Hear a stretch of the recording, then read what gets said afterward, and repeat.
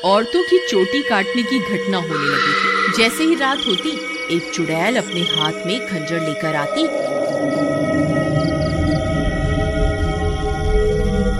और जो भी औरत उसे सोती हुई मिलती, वह चुड़ैल उसकी चोटी काट कर वहाँ से चली जाती। किसी को ये समझ नहीं आ रहा था कि ऐसा क्यों हो रहा है। फिर एक दिन, अरे भगवान, अपने बालों को छुपा कर रखो। पूरे गांव में चोटी काटने की घटना बढ़ती ही जा रही है। कहीं उस चुड़ैल की नजर तुम्हारे लंबे बालों पे चली गई तो वो तुम्हारी चोटी काट कर ले जाएगी। अजी, आपको घबराने की कोई जरूरत नहीं है। किसी चुड़ैल की इतनी हिम्मत कहाँ कि वो मेरी चोटी को हाथ भी लगा सके। अच्छा, ये बात है। जैसी तुम्हारी मर्जी। मेरा काम था तुम्हें होशियार करना। अगर चोटी कट गई तो फिर मेरे पास रोते हुए मत आना। इतना बोलकर भीमा वहाँ से चला जाता है। फिर रात होने पर वह चोटी काटने वाली चुड़ैल फिर से गांव में आती है। वह अपने शिकार को इधर उधर ढूंढ रही होती है। तभी उसे एक घर की खिड़की से एक औरत रोती हुई दिखाई देती है। वह चुड़ैल उस घर में घुस जाती है और उस औरत की चोटी काट लेती है। जैसे ही औरत की चोटी कटती है, उसकी नींद खुल जाती है। हे भगवान, ये चुड़ैल अंदर कैसे आ गई? हाय, मेरी चोटी कहाँ गई? अरे मर गई रे, इसने तो मेरी चोटी काट ली। तभी वह चुड़ैल उसकी चोटी को लेकर वहां से उड़ जाती है। तभी वह औरत उसका पीछा करती है, लेकिन वह चुड़ैल अंधेरे में कहीं गायब हो जाती है। तभी उसका पति भी उसके पीछे पीछे वहां आ जाता है। क्या हुआ मीना, तुम अचानक इतनी रात को यहाँ क्यों भाग कर आ गई? देखिए ना, इस चुड़ैल ने मेरी चोटी ही काट दी और न जाने अंधेरे में कहाँ गायब हो गई है। हे भगवान, ये क्या हो गया? तुम तो ठीक हो ना? उसने तुम्हें तो कोई नुकसान नहीं पहुँचाया ना? फिर वे दोनों उदास मन से वापस अपने घर आ जाते हैं।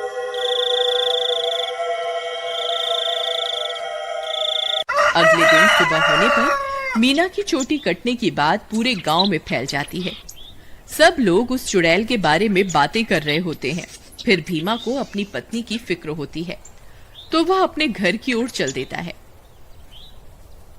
घर पहुंचकर वह अपनी पत्नी के कमरे में जाता है तो देखता है कि उसकी पत्नी अपने बालों को संवार रही होती है। अरे सुमन, तुम्हें पता चला? कल रात को मेरे दोस्त मोहन की पत्नी की चोटी उस चुड़ैल ने काट ली। मुझे तो तुम्हारे लिए बहुत डर लग रहा है, कहीं वो चुड़ैल यहाँ ना आ जाए। अजी, हमें घबराने की कोई जरूरत नहीं। आप डरिए मत, मुझे कुछ नहीं होगा। सुमन, तुम्हारे बाल तो दिन ब दिन लंबे ही होते जा रहे हैं। पहले तो ये इतनी तेजी से नहीं बढ़ रहे थे। ये अचानक से इन्हें क्या हो गया? अजी, मैं अब अपने बालों की कुछ ज्यादा ही देखभाल कर रही हूँ ना, इसलिए। ठीक है, ठीक है, तुम अपना ख्याल रखा करो। मैं अपने दोस्त मोहन से मिलकर आता हूँ।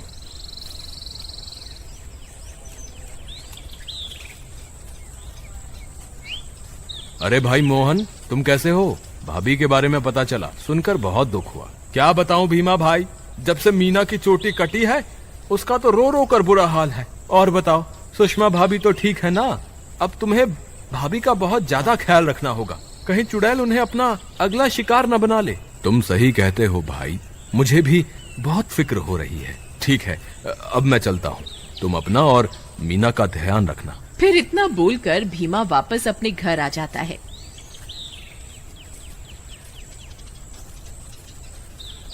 रात होने पर भीमा सो रहा होता है। अचानक उसे चीख सुनाई देती है। उसकी नींद खुल जाती है। वह इधर उधर देखने लगता है। सुमन कमरे में नहीं होती। वह बहुत डर जाता है। सुमन, कहाँ हो तुम? सुमन, कहाँ हो तुम? अरे मैं तो लुट गई, बर्बाद हो गई। ये चुड़ैल तो मेरी चोटी काट कर ले गई। हाय, मैं तो लुट गई। अरे, ये किसकी आवाज है? लगता है चुड़ैल ने फिर से किसी औरत पर हमला कर दिया है। मुझे बाहर जाकर देखना होगा। फिर वह भागकर बाहर जाता है और देखता है कि बाहर कुछ गांव वाले खड़े होते हैं। वह उनके पास जाता है। क्या हुआ भाई? ये चीख पुकार कैसी थी? क्या हुआ? सब ठीक तो है ना? नहीं भाई, अभी अभी चुड़ैल इस बेचारी की चोटी काटकर अंधेरे में गायब हो गई। हे भगवान, सुमन तुम कहाँ हो? मुझे वापस घर जाना चाहिए। फिर वह वापस अपने घर की ओर दौड़ पड़ता है। जब वो घर पहुंचता है तो देखता है कि सुमन अपने बालों को सहला रही होती है। वह उसे देखकर हैरान हो जाता है। सुमन, तुम कहाँ चली गई थी? तुम्हें पता है अभी चुड़ैल ने फिर से किसी की चोटी काट ली। क्या तुम्हें बिल्कुल भी डर नहीं लग रहा? सुमन उसकी बातों को अनसुना कर देती है और खुशी खुशी अपने बालों को सहलाती रहती है। सुमन के बाल अब और भी लंबे हो चुके होते हैं। ये क्या सुमन, तुम्हारे बाल तो एक दिन में ही इतने लंबे हो गए, ये कैसे हो सकता है? भीमा सुमन के बाल देखकर घबरा जाता है। उसे समझ नहीं आता कि आखिर ये सब चल क्या रहा है। फिर अगले दिन सुमन के बालों की लंबाई की चर्चा पूरे गांव में फैल जाती है। सब लोग उसके बालों के बारे में बातें कर रहे होते हैं। अरे भाई, जब जब चुड़ैल किसी की चोटी काटती है तब तब भीमा की पत्नी के बालों की लंबाई बढ़ जाती है। मुझे तो लगता है भीमा की पत्नी ही चोटी काटने वाली चुड़ैल है। भीमा उन सारे गांव वालों की बातें सुन रहा होता है। उसे कुछ समझ नहीं आता कि वह अब क्या करे। फिर वह अपने दोस्त मोहन के पास मदद मांगने जाता है। मोहन भाई, मुझे लगता है सुमन ही चुड़ैल है जो गांव में सबकी चोटी काट रही है। तुम ऐसा क्यों कह रहे हो भाई? भाई, जब जब किसी की चोटी कटती है तब तब सुमन की बालों की लंबाई बढ़ जाती है। और कल जब चुड़ैल का हमला हुआ तब सुमन अपने बिस्तर पर भी नहीं थी, फिर अचानक पता नहीं कहां से आ गई। अगर ऐसा है तो हमें कुछ ना कुछ करना होगा। तुम आज रात को सोने का नाटक करना, फिर जैसे ही भाभी घर से निकले तुम उसका पीछा करना, तब दूध का दूध और पानी का पानी हो जाएगा। मोहन भाई, तुम भी मेरे साथ मेरे घर चलो, तुम वहीं छुप जाना, फिर हम इसे रंगे हाथों पकड़ेंगे। ठीक है, चलो फिर।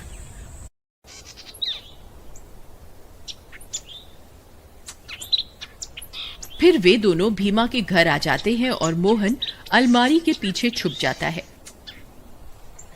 रात होने पर भीमा सोने का नाटक करता है। तभी सुमन उठती है और घर से बाहर निकल जाती है। भीमा भाई उठो, देखो भाभी घर से बाहर निकल गई है।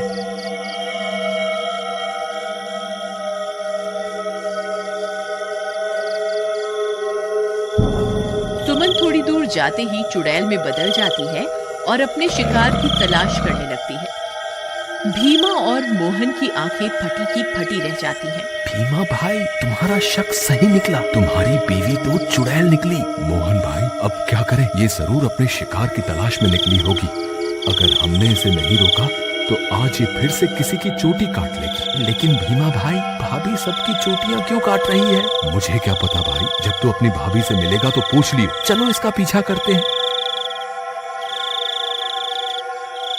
थोड़ी दूर उसका पीछा करने पर चुड़ैल एक जगह पर रुक जाती है। फिर वह इधर उधर अपने शिकार की तलाश करने लगती है। तभी चुड़ैल की नजर एक घर पर पड़ती है और वह उस घर में घुस जाती है। वहां उसे एक औरत सोती हुई दिखाई देती है। भीमा भाई, भाभी तो एक घर में घुस गई, तो अब क्या करें? अरे बेवकूफ, ये भाभी भाभी क्या लगा रखा है? इस वक्त वो तेरी भाभी नहीं है, वो एक चुड़ैल है। चलो हम भी इसके पीछे चलते हैं। अरे वाह, इसके बाल तो बहुत लंबे हैं, आज इसे ही अपना शिकार बनाऊंगी। तभी भीमा और मोहन वहां पहुंच जाते हैं। रुक जाओ भाभी, मैं आपको ऐसा नहीं करने दूंगा। ए चुड़ैल, वहीं के वहीं रुक जा, नहीं तो तुझे जान से मार देंगे। देखो सुमन, तुम ये ठीक नहीं कर रही हो, तुम्हें अभी के अभी ये सब रोकना होगा। ए मूर्ख इंसान, मैं कोई तेरी सुमन नहीं हूँ, मैं एक चुड़ैल हूँ। बस मुझे थोड़े और बालों की जरूरत है, फिर मैं महाशक्तिशाली बन जाऊंगी। फिर हर तरफ सिर्फ मेरा ही राज होगा।